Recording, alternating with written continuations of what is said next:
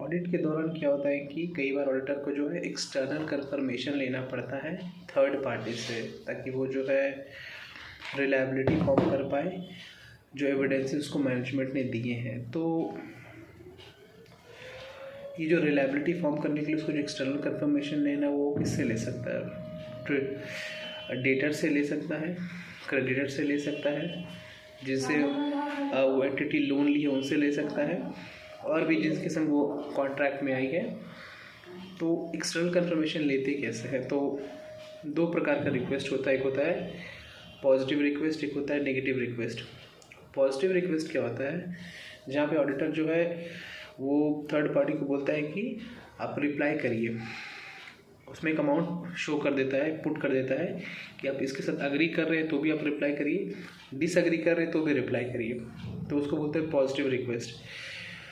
तो और एक होता है नेगेटिव रिक्वेस्ट। नेगेटिव रिक्वेस्ट में जो है ऑडिटर रिक्वेस्ट करता है तभी रिप्लाई करने के लिए जब वो अमाउंट जो है मैच नहीं कर रहा। फॉर एग्जांपल ऑडिटर बोल रहा है कि डेटर को एक रिक्वेस्ट करता है नेगेटिव रिक्वेस्ट की अमाउंट जो है डेटर का 8 करोड़ शो हो रहा है, तो आप रिप्लाई करिए। तो वो तभी रिप्लाई करेगा जब वो 8 करोड़ नहीं है, या तो वो 3 करोड़ है या 8 करोड़ से ज़्यादा है तो ही रिप्लाई करेगा।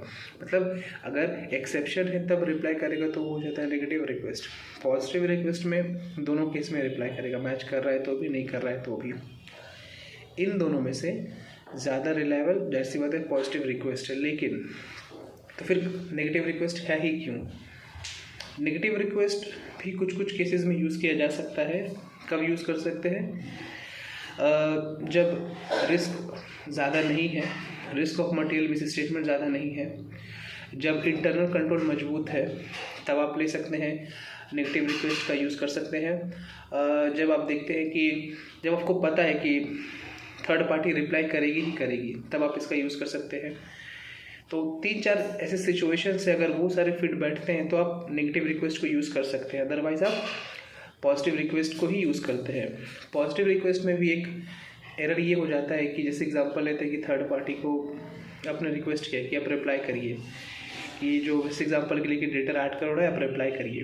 तो कभी कभी क्या होता है कि थर्ड पार्टी चक्कर में नहीं पड़ना चाहता, वो रिक्वेस्ट करते हैं कि हाँ अमाउंट है, उतना ही अमाउंट है। तो ये पॉजिटिव रिक्वेस्ट का भी एरर हो जाता है। तो इसको अवॉइड करने के लिए ऑडिटर्स क्या करते हैं कि वो पॉजिटिव रिक्वेस्ट में अमाउंट ही नहीं लिखते हैं, कि वो उस पर छोड़ देते हैं कि आप बताइए अमाउंट कितना है। इसको करके क्या होता है कि पॉजिटिव रिक्वेस्ट का भी जो दिक्कत है उसको हटा देते हैं। हाँ, बस ये दोनों है। और इसमें ऑब्जेक्टिव, और हम लोग ये कर क्यों रहे हैं, इसका ऑब्जेक्टिव एक ही है ताकि हम लोग को जो एविडेंस दिया है मैनेजमेंट उस पर रिलायबिलिटी फॉर्म कर सके। तो इसीलिए एक्सटर्नल कंफर्मेशन दिया जाता है। 2 प्रकार का रिक्वेस्ट होता है, पॉजिटिव रिक्वेस्ट, नेगेटिव रिक्वेस्ट। दोनों का ही अपना अपना जगह पे अहमियत है। ज़्यादा रिलायबल पॉजिटिव है, लेकिन उसका एक दिक्कत है, उसको अवॉइड करने के लिए आप अमाउंट मेंशन नहीं करते हैं।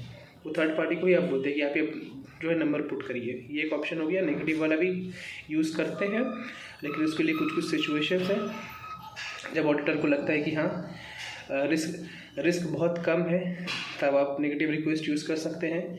इंटरनल कंट्रोल बहुत स्ट्रॉन्ग है, तब आप यूज़ कर सकते हैं। आपको पता है कि थर्ड पार्टी रिप्लाई करेगी ही करेगी, तब आप नेगेटिव रिक्वेस्ट यूज़ कर सकते हैं। और ये जो है आपका मटेरियलिटी का कंसेप्ट है। अभी के लिए इतना ही। Thank you.